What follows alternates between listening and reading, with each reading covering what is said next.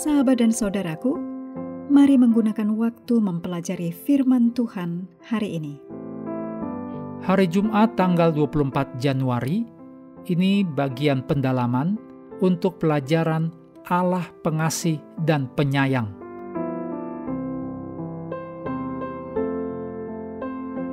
Kita mulai dengan doa singkat yang didasarkan dari Mazmur 116 ayat 5. Tuhan adalah pengasih dan adil, Allah kita penyayang. Amin.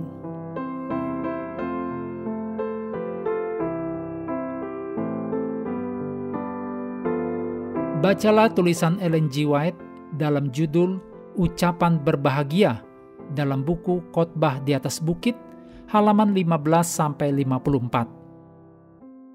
Semua yang merasakan dalamnya kemiskinan jiwa mereka, yang merasa bahwa tidak ada kebaikan dalam diri mereka, boleh mendapat kebenaran dan kekuatan dengan melihat kepada Yesus. Yesus mengatakan, "Marilah kepadaku semua yang letih lesu dan berbeban berat." Ditulis dalam Matius 11 ayat 28.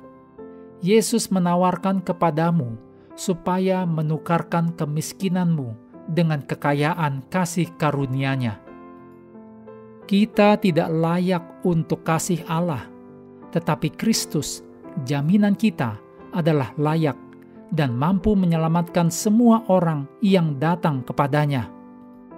Bagaimanapun pengalamanmu masa lalu, betapa mengecewakan pun keadaanmu sekarang ini, jika engkau mau datang kepada Yesus sebagaimana keadaanmu lemah, tak berdaya, dan putus asa, Juru Selamat kita yang penuh kasih akan menemuimu dan akan merangkulkan tangannya dan jubah kebenarannya kepadamu. Kepada Bapa, Yesus menghadapkan kita dengan memakaikan jubah putih, yaitu tabiatnya.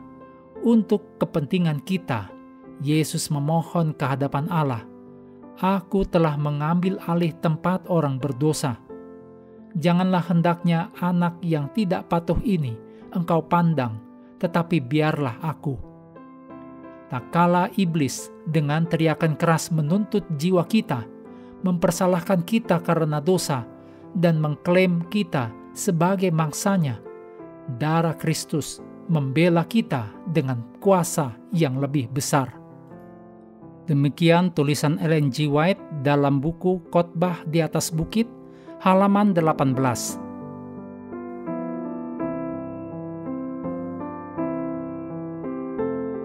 Berikut hal-hal untuk diskusi.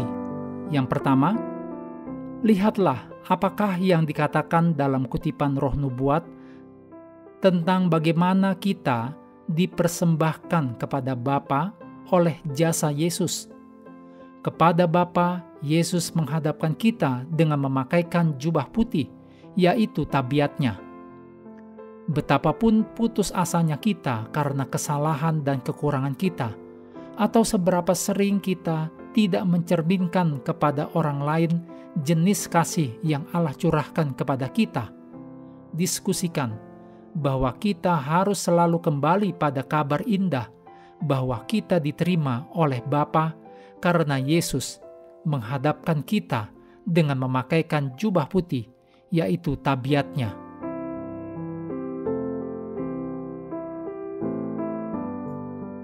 Yang kedua, bayangkan bagaimana perasaan sang ibu dalam kasus ketika dua wanita datang menghadap Salomo, yang keduanya mengaku bahwa bayi yang sama adalah anak mereka. Diskusikan dengan memperhatikan kembali bahasa emosi yang dijelaskan dalam 1 Raja-Raja 3 ayat 26, yaitu kata kaumar, untuk timbul belas kasihan dalam terjemahan baru. Ini juga menjelaskan jenis bahasa yang sama yang digunakan untuk menggambarkan emosi Allah terhadap umatnya dalam Hosea 11 ayat 8, yang dalam terjemahan baru dituliskan belas kasihanku.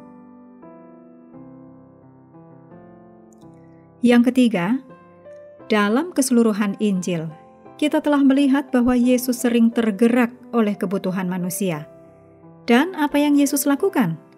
Yesus bertindak untuk memenuhi kebutuhan manusia. Diskusikan cara-cara praktis apa saja yang dapat kita gunakan baik sebagai individu atau bahkan mungkin sebagai suatu kelompok atau suatu kelas untuk memenuhi kebutuhan mereka yang membutuhkan penghiburan.